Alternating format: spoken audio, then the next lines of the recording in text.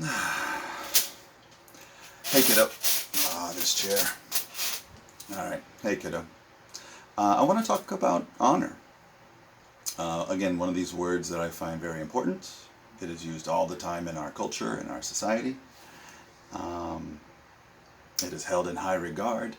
But I find that, yeah, again, it's one of those words that when you ask someone to define it, they really struggle.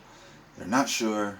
They have an idea, and that's not okay for an important word that basically kind of, certain words, the meanings aren't important, the difference between, again, a blanket and a duvet or something like that is one of my favorite examples. But for words that hold people accountable in a society, that you can say people have or do not have those qualities, this is very important. Anyways, so getting to honor. Um, Actually, I think I looked it up. Honor, like a keen sense of ethical conduct, knowing or doing what is morally right.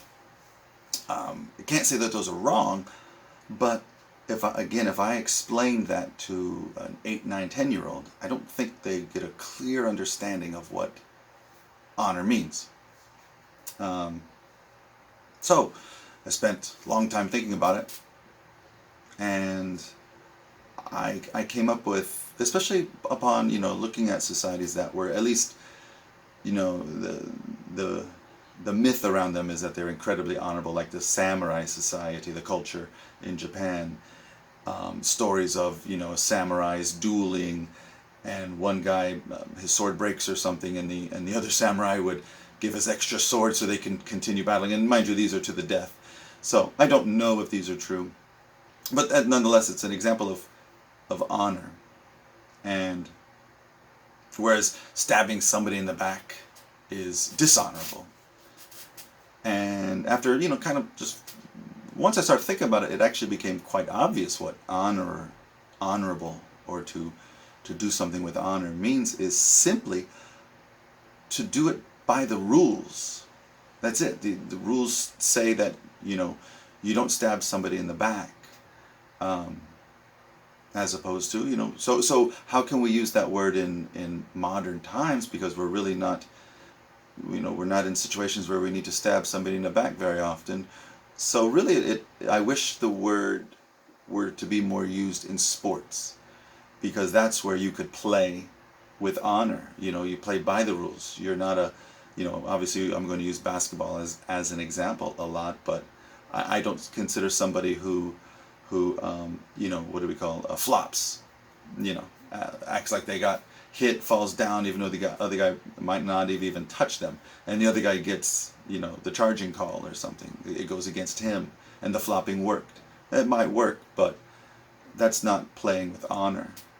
Um, so yeah, really, the honor is just following the rules, and especially if again, in basketball, the ball goes out of bounds. Everybody thinks it went off of somebody else, but it touched your leg or something, and you're the only one who knows.